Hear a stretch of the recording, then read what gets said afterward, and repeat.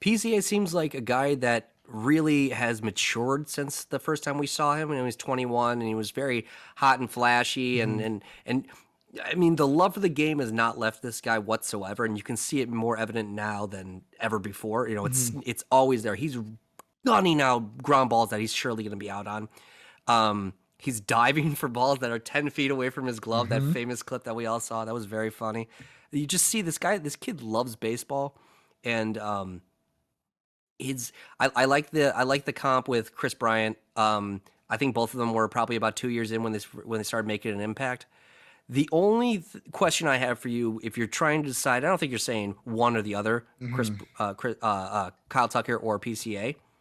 But which contract, that 5 year contract for Kyle Tucker, or that 5 year contract for Pete, which has more risk involved with it?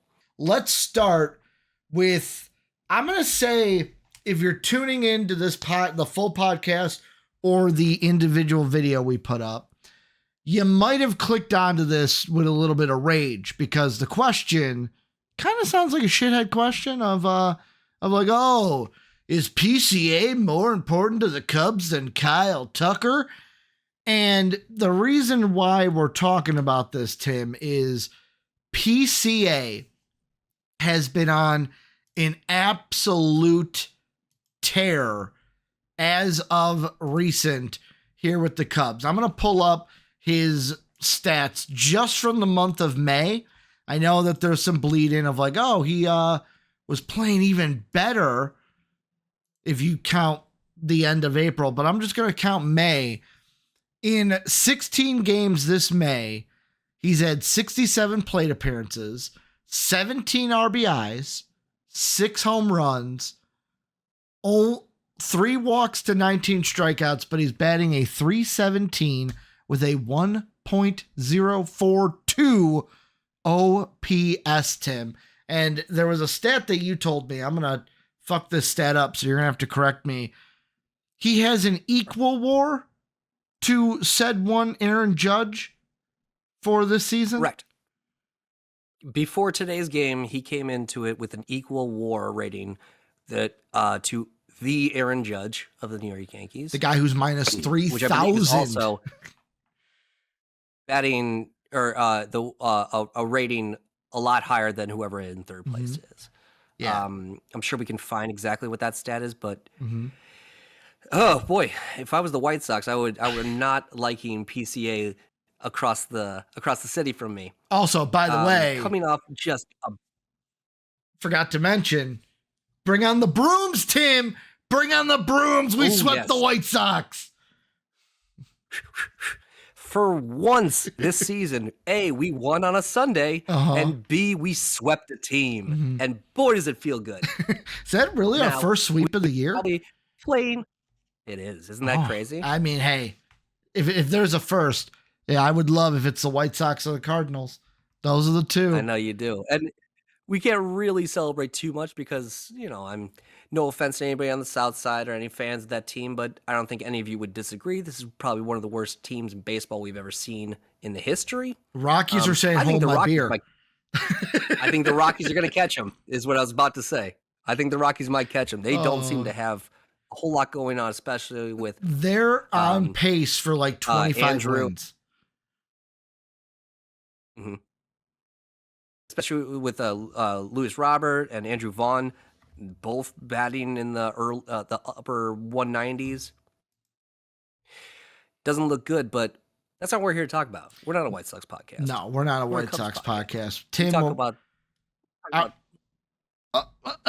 what I was going to ask is, what we are here to talk about, I'll just pitch it over to you.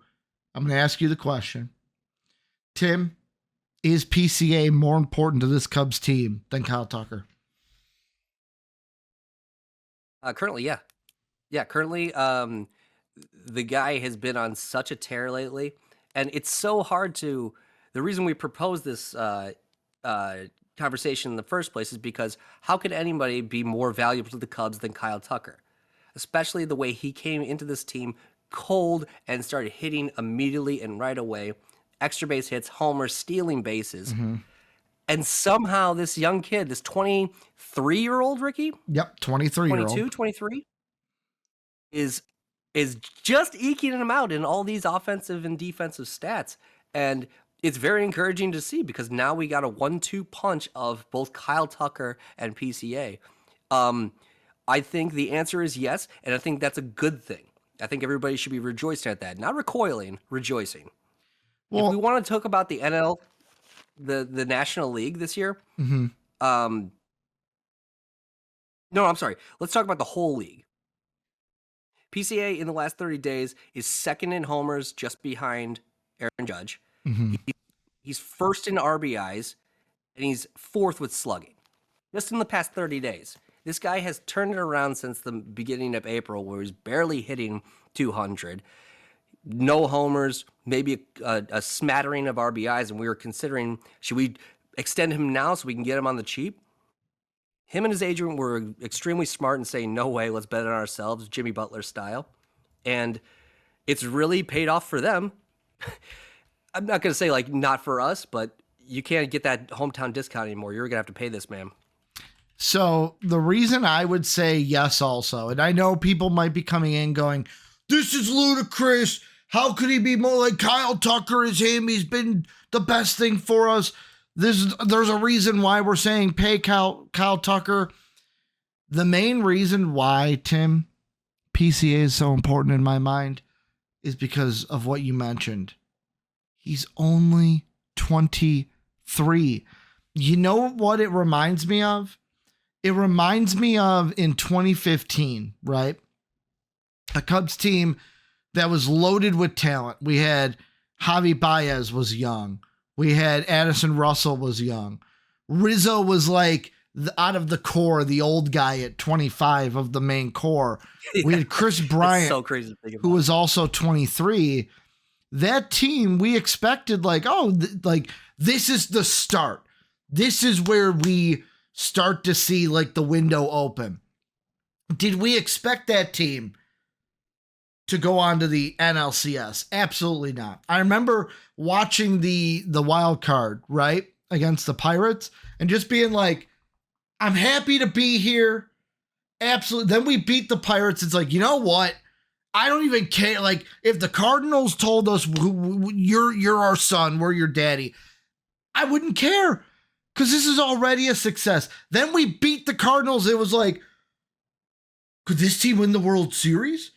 Could he? Now, obviously, Daniel Murphy slapped us back down to reality. Yeah, New York had a different idea, and I think we talked about that last week. He had a different plan for us, even though the Mets still lost in the World Series, it changed our perspective of the team, and then we really had expectations for the 2016 season.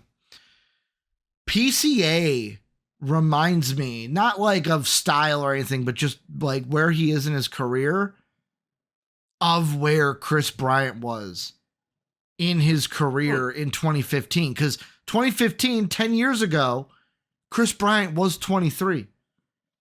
Up and coming superstar.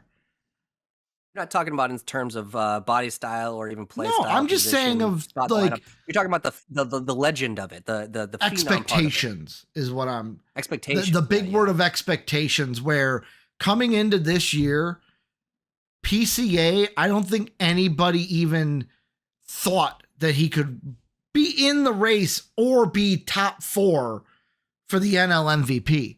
You go on betting sites now, him and Kyle Tucker are tied, but they are 3 and 4 in the race, or tied for 4 in the race for the MVP. Only Corbin Carroll, Fernando Tatis Jr., and Shohei Ohtani have shorter odds than PCA and Tucker to win the MVP. But more importantly to me, he's more important than Tucker because of the age alone, where I know what could happen is this could be a flash in the pan year. I hope it's not, but it could be. But I look at these two. Kyle Tucker's 28. Yeah, I believe we should pay Kyle Tucker, but if we give him a big deal, he's with, even if we give him a 5-year deal, he's with us until he's 34 then? Or that contract ends when he's 34? PCA, if we gave him the Vlad contract of like 10 plus years, I get him for 10 years and at the end of it, he's 33. He's way more valuable to me because of the age. He's way younger. And also, dare I say it, Tim, I'm starting to think that if PCA keeps this up, he could turn into a Ronald Acuna Jr.-esque player where it's like, hey, he's going to steal a lot of bags, and he's going to hit a lot of bombs, and that's good for us. Sure. That's definitely the blueprint that you'd want a player to follow. PCA seems like a guy that really has matured since the first time we saw him when he was 21, and he was very hot and flashy, and I mean, the love for the game has not left this guy whatsoever, and you can see it more evident now than ever before. You know, it's always there. He's gunning out ground balls that he's surely going to be out on. He's diving for balls that are 10 feet away from his glove. That famous clip that we all saw, that was very funny. You just see this kid loves baseball, and I like the comp with Chris Bryant. I think both of them were probably about 2 years in when they started making an impact. The only question I have for you, if you're trying to decide, I don't think you're saying one or the other, Kyle Tucker or PCA, but which contract, that 5-year contract for Kyle Tucker or that 5-year contract for Pete, which has more risk involved with it? I know this segment we're talking about Pete being more valuable than Kyle Tucker, but from where I'm standing, I'm talking about right now. You're saying Pete. Do you mean Kyle? Or are you talking Pete Alonso? Because you kept saying Pete. Pete Crow-Armstrong. You're right. I keep calling him PCA. I keep forgetting his name's Pete. You kept saying Pete, and I'm like, we're not even talking about Pete Alonso, Tim.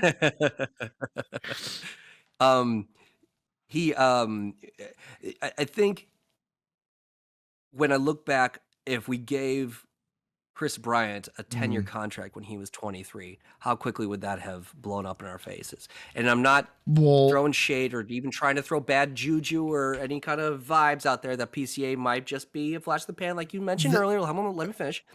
But I think obviously we want both to happen. I think a 5-6 year contract for PCA would be a lot more sexy than a 10-year contract at this point. I know you're not saying, sign this guy to 15 years or anything like that, but when you brought that up, I had a thought that, long term, if he stays this way, I would prefer to sign him, but that's a big if.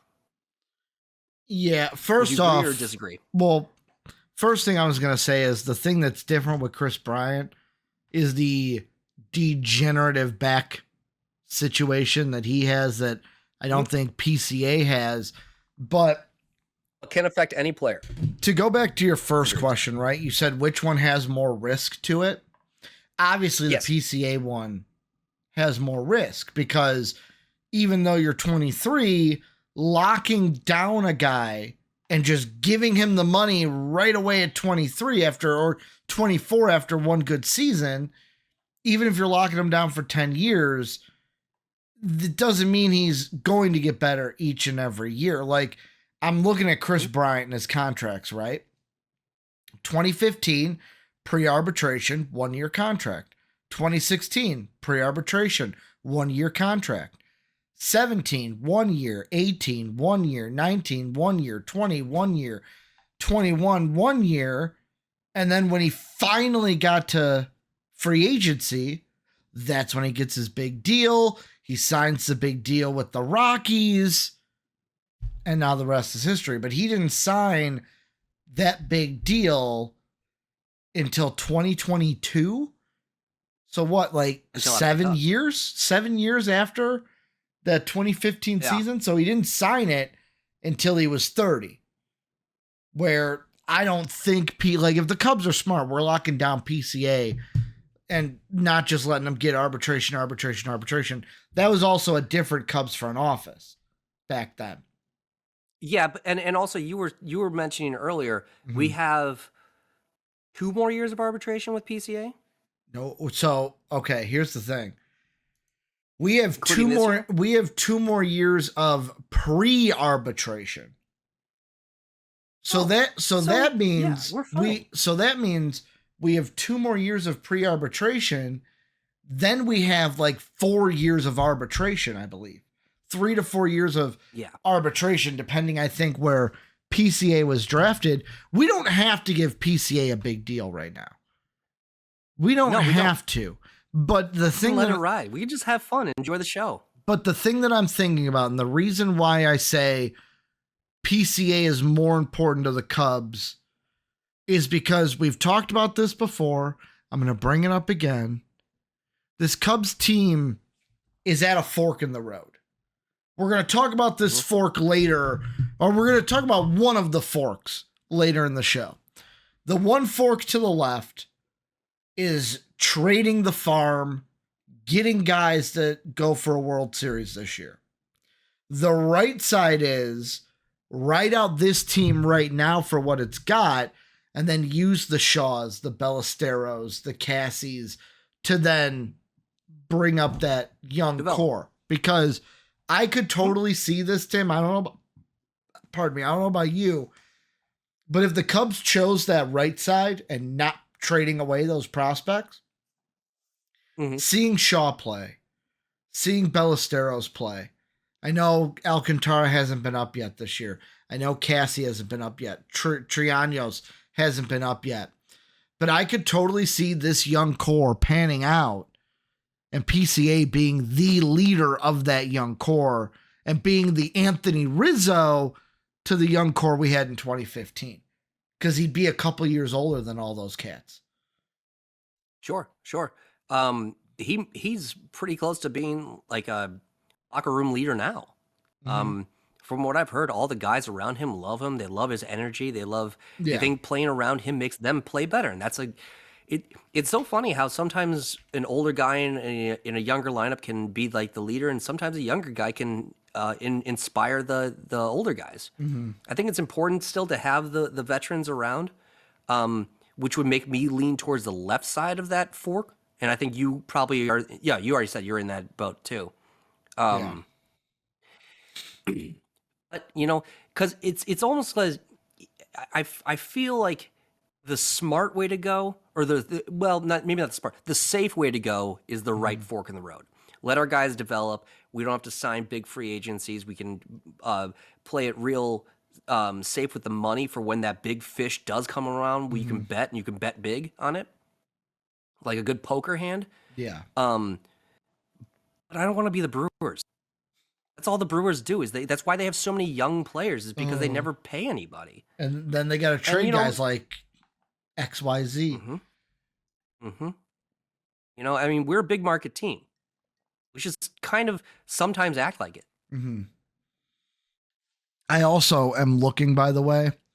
I didn't realize how close our prospects were in age, by the way.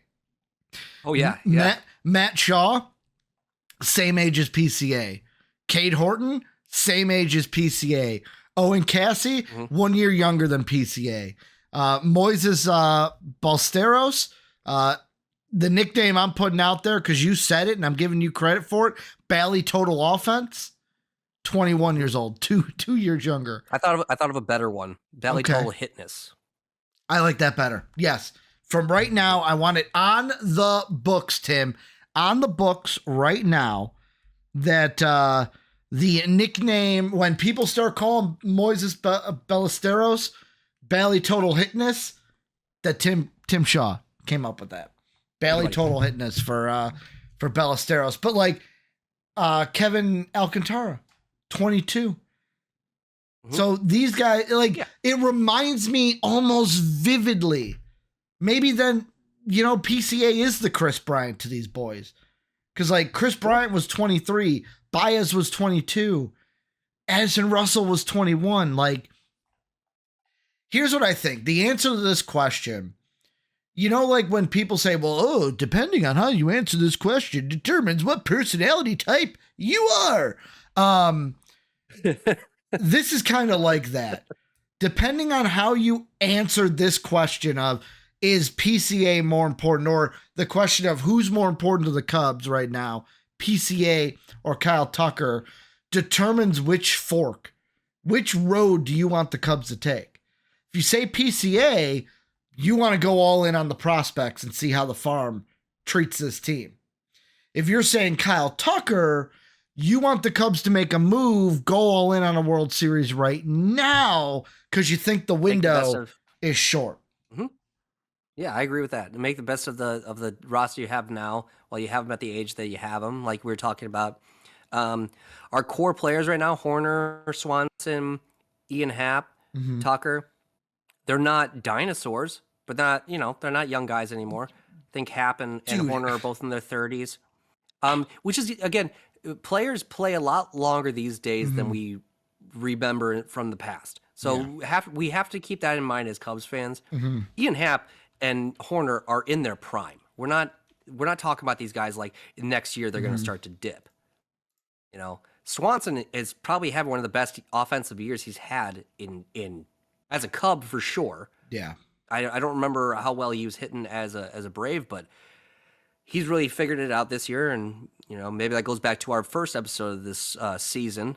Go back and watch if you can when we talked about the torpedo bat, which I believe he was one of the first guys to debut. Not the first, but one of.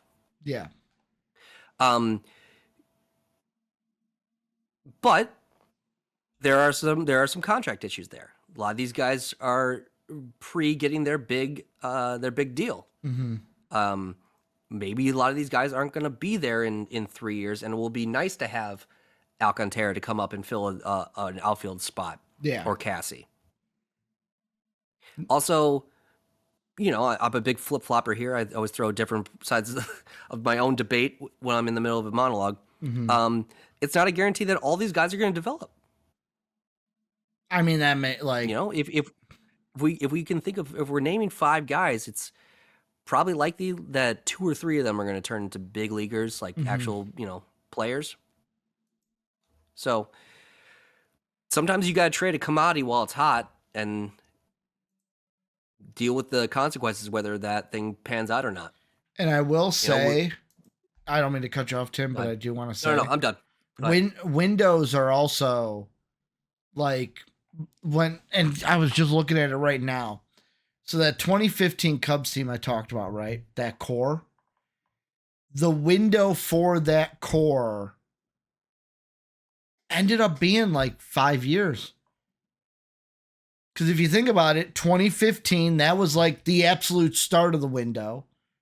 We won that World Series very early into the window, where I remember after the shock of the Cubs winning the World Series, the next day, the next 2 days, 3 days after, I remember like after it sunk in, I thought to myself, I was like, this team could win more. This team should win more. Oh, yeah.